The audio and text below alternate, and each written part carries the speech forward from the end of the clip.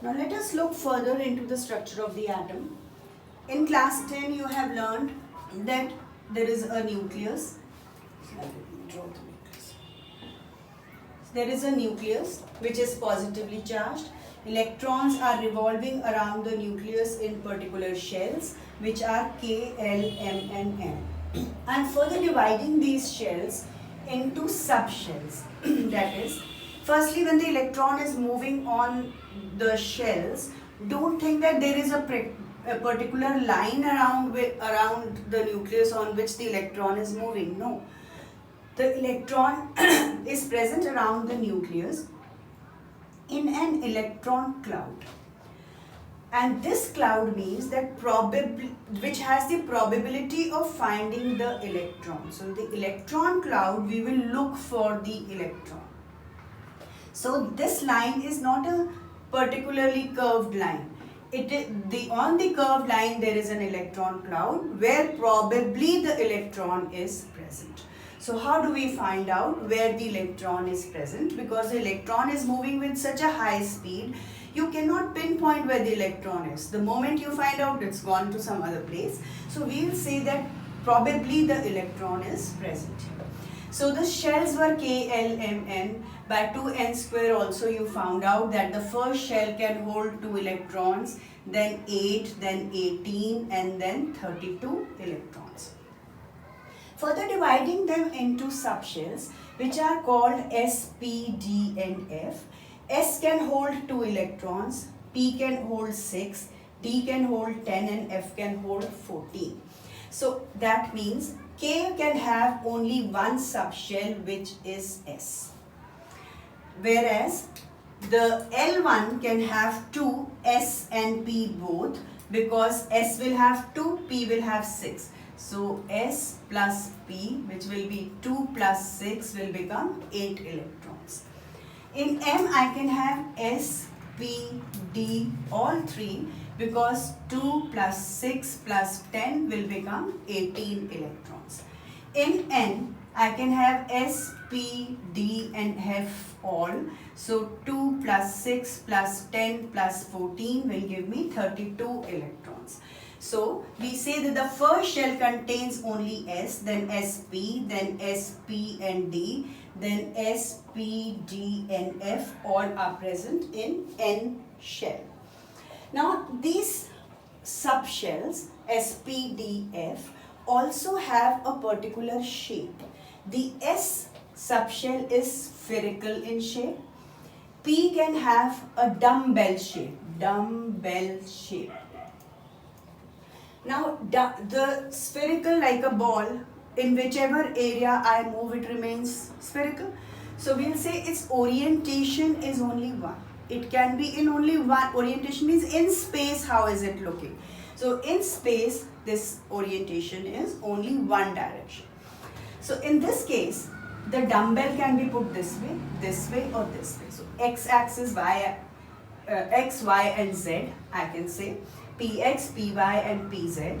So there can be 3 orientations here. I can write this also. Let me change this into Px.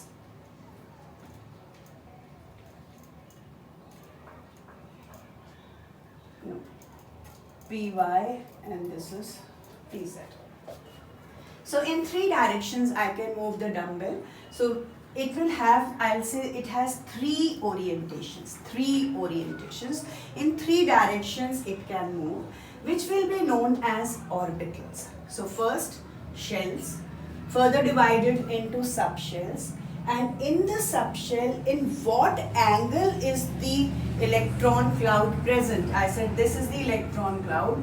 It can be in this form, it can be in this form, so it can be in different directions. So probably the electron is present here. So the orientation tells us in which angular momentum and which angle are the electrons present. D and F have complicated shapes which are not in your syllabus, so I'm not doing them. But D and F can have 5 orientations and 7 orientations. So by the orbitals, we move further toward the detection of the electron where the electron is actually present. So at the moment what you had learned that it is present in the K shell, L, M, N was not sufficient. Where exactly in the K shell is it present? So we will say from subshell I'll get to know whether it is in S, whether it is in P. Then with orbital shape I'll get to know in which direction is the electron's cloud present, what is the shape, and through that we'll get to know exactly pinpoint where the electron is present.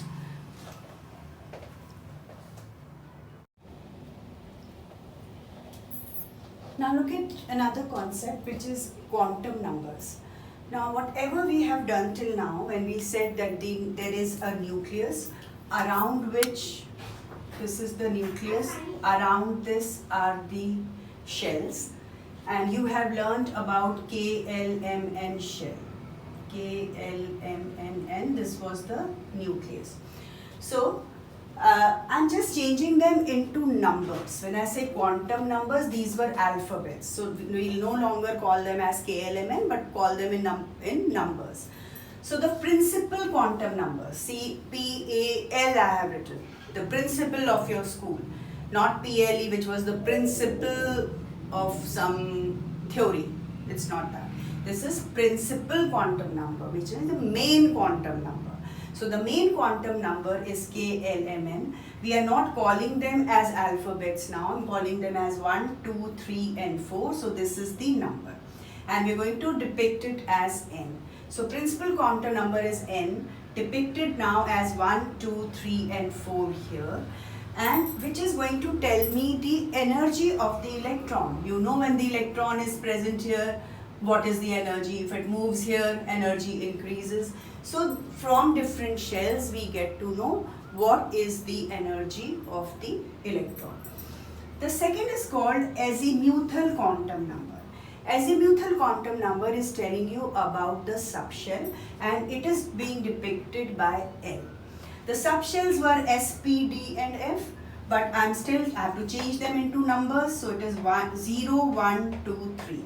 So S will be depicted as 0, P as 1, D as 2 and F as 3. The energy of S is less than P, D, F like this. It also tells you the shape because S is spherical in shape, P is dumbbell in shape, these also have very complicated shapes. So azimuthal quantum number is telling us the sub-energy is at the sub-energy level, which is telling me the subshell.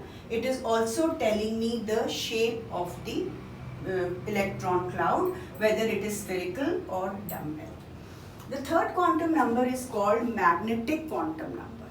Magnetic quantum number is called magnetic because when the electron is moving, electron motion generates an electric field which also creates a magnetic field. Now under the influence of this magnetic field, the electron cloud orients itself either this way, it can orient, the P1 can orient in different ways. So this orientation is due to the magnetic field. So M is the value of M starts from minus L, this was L, minus L to 0 to plus L. So if I have S value as S was 0 here, so S is 0 here, azimuthal quantum number was 0. In that case, magnetic quantum number will also be 0 because its orientation is only 1. In case of P, value here is 1 and its value starts from minus 1 to 0 to plus 1. It is only showing these orientations. I can call the first value as minus 1, this one as 0, this one as plus 1. Okay, so it is telling us the orientation. So magnetic quantum number finally tells us in what direction is the electron cloud oriented. In D, value of D was 2. So it starts from minus 2 to minus 1, 0, plus 1 to plus 2. So I say there are 5 orientations here. Similarly in F, starting from minus 3 to, I'll have to come to plus 3. So again it has 7 orientations. So the first one, S has only one orientation, P has 3 directions, 5 and 7. So value of M is telling us the orientation, and now we will only number them. We are not going to use the alphabets. The fourth quantum number is telling me in what direction is the electron revolving.